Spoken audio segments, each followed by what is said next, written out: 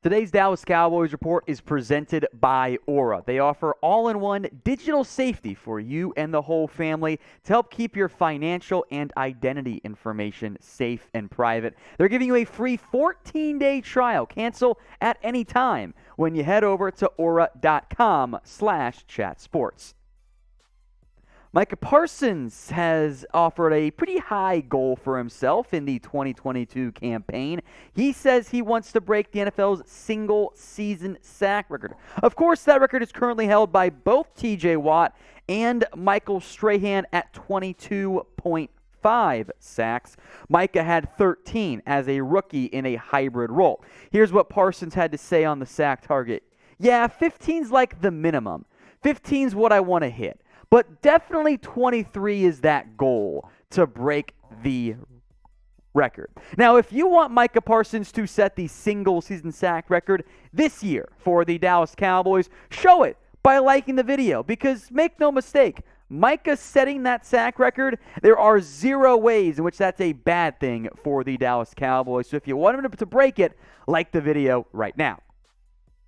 Micah had 13 last year in a hybrid role, and I think the hybrid role is important to consider for Parsons because he did not have the same volume of pass rush attempts as other players. Now, the quality of those pass rush reps is probably a little bit higher, like in terms of chance of converting it, because he's not coming on like a 2nd and 5 necessarily where, it's a pass, but he had to help stop the run too, so he wasn't full ears back attacking. But still, that's a very important and noteworthy distinction, and it's promising that Micah was so wildly impactful in a part-time role. So I want you to predict for me, how many sacks do you think Micah Parsons will have this season? Is it 13, 15, or does he get to 23? Let me know right now in the comments section. Time for some Cowboys rumors here. Could Dallas go trade for Laviska Shenault, the Jags wide receiver? I'm going to give this just the 1 star. I do not consider it all that likely, in large part because, it's the Cowboys. They don't make trades, right? Heavy.com initially explored this idea. Sports Illustrated did later as well. Shenault is sliding down the Jags depth chart, by the way. They have overhauled their wide receiver room this year. They bring in Zay Jones. They bring in Christian Kirk. They have Marvin Jones already there as well. I think suddenly kind of the best case for Viska is he's wide receiver 4 in Jacksonville, and they've got other players that they've added in recent years. Apparently, Juan Treadwell wasn't terrible, but it's not someone that they want. His contract is cheap, but if the Jags are actually shopping him, allegedly he's been on the trade block since around the draft, I actually don't think he's that valuable. I think a conditional 6, which could become a 5th, is a pretty fair offer for a player who has not been great overall in Jacksonville. We're going to spend some more time on this in depth, the potential exploration of a Shenault trade, but I want to hear from you guys first. Would you go trade for him? I expect to see plenty of yeses, but we'll leave it open for you. Why for yes and for no? This is the pinned comment on today's video, so if the ad break comes on YouTube, take advantage of it. Head down there, type in why for yes you want to trade for Laviska Shenault, and for no, you do not. I think the big issue for Shenault overall has been, to be blunt, pretty poor/mediocre play. He has barely topped 600 yards in both of his 2 seasons in Jacksonville. He is not a burner, but he is an after-the-catch playmaker, at least he was at Colorado. Hasn't been great after the catch. And by the way, especially this past year, I know you might have saw some fancy guys like, you got to get Shenault the ball. The Jags tried. They threw it his way 100 times. He dropped 8 of them. That is a massive drop rate. And look, I know the offensive line was bad in Jacksonville, and Trevor Lawrence had a bunch of interceptions. Shenault couldn't catch. That's a huge issue for any team. If you can't catch the football, you have 63 catches for 619 yards. He's not making plays after the catch. He was not that great last year for Jacksonville. With that in mind, sure, I'd be down to bring him in and try him out as a wide receiver option because is he better than James Washington, Feoko, Vasher? Probably. I know that some of you like some of those upside players, and I get it. But from a production standpoint, it's not that much of a conversation there. Plus, Gallup's probably going to miss at least the first 3 weeks. So if you think if you think Shenault can be even just a placeholder wide receiver 3 for you, 2 years, $3 million, and a 6th-round pick. Maybe it's a 5th-round pick. Yeah, I could actually get on board with that one. I'm also on board with Aura, the all-in-one financial identity theft and online and device security tool, plus everything else in between and not categorized among those 3 options there. Aura keeps your identity secure with extensive monitoring of your personal information. They keep your credit card information safe. How often does it end up being compromised in some capacity, right? I mean, that's happened to me multiple times, even when the card's in my possession. Don't know how it happens. Aura helps prevent that and keeps your information safe. We spend more time online than ever, and our information is more at risk than ever because if you're like me, let's be honest, are we using a bunch of different passwords? No, because how the hell am I supposed to remember them? Aura helps keep your information safe, and they're giving you a free 14-day trial over at aura.com/chatsports. That link will be both in the comments section and in the description. You can cancel at any time, so there's no reason not to give it a shot. Aura.com/chatsports. Over to Dalton Schultz, and this one's kind of more news than anything. Is there no real progress right now on the Schultz contract extension? Yeah, 4 stars on this one. Not the first time we mentioned it, not the last time we mentioned it, but when one day it's ESPN, the next day it's Dallas Morning News, we kind of need to keep you guys in the know. Note from the Dallas Morning News that the 2 camps, the Cowboys and Schultz, are quote-unquote far apart in contract negotiations. I consider it very unlikely that the 2 sides get a deal done. The franchise tag cost this year is $10.93 million, and I think we are rapidly trending, if not already there, to be honest, on the likely outcome of Schultz playing on the franchise tag this year.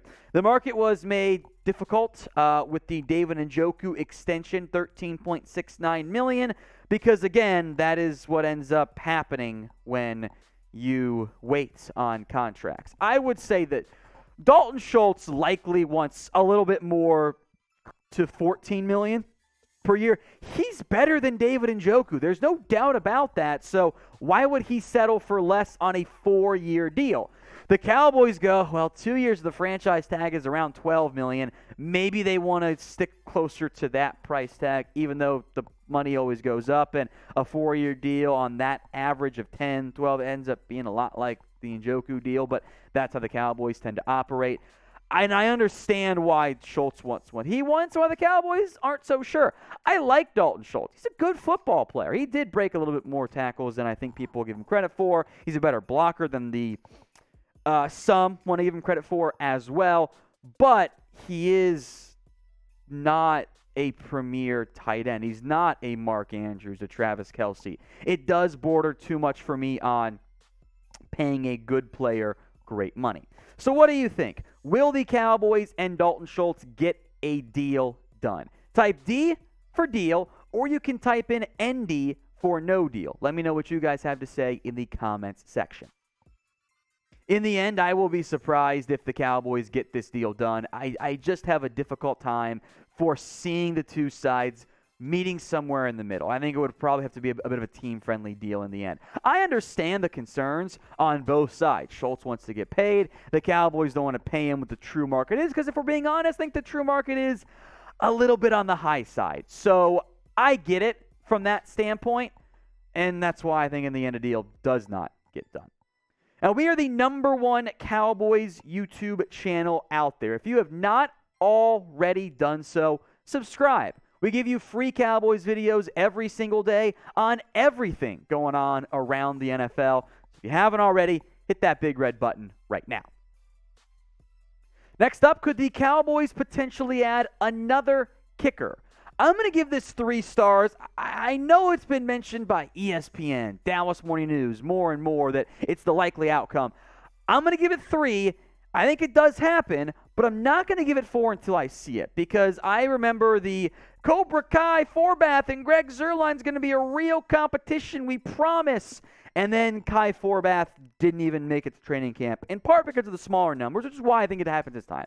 Jonathan Garibay, the UDFA, is the only kicker on the Cowboys roster right now with about a month until training camp. The Cowboys have continuously said, we are going to add competition.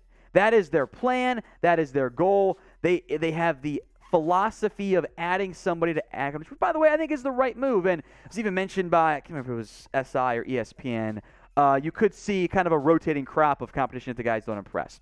Some names to monitor coming up with here. But do you want to add another kicker? 1 for yes, 0 for no. Sound off for me in the comments section. Some notable free agent kickers here, plus the last team they played for, Chris Nagar, who I think could be brought back, who was with the Cowboys briefly and then released, and the Cowboys have 2 roster spots open right now, so one can go to a kicker pretty easily. Michael Badgley, the kicker, Colts, Chargers, better for Indy, but not great, but perfect veteran competition. 2 more names with ties to the Cowboys. Kai Forbath, who has not been signed since the Cowboys let him go, indicative of how the rest of the NFL feels about him. And then Liam Hairolahu, who has bounced around Commanders, Panthers since the Cowboys brought him in and looked okay in the preseason, or at least passable in the preseason.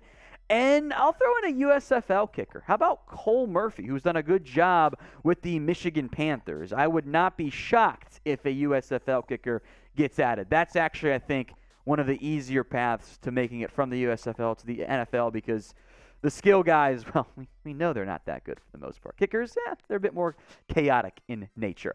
Garibay, I do think, is the favorite, though, to win this job.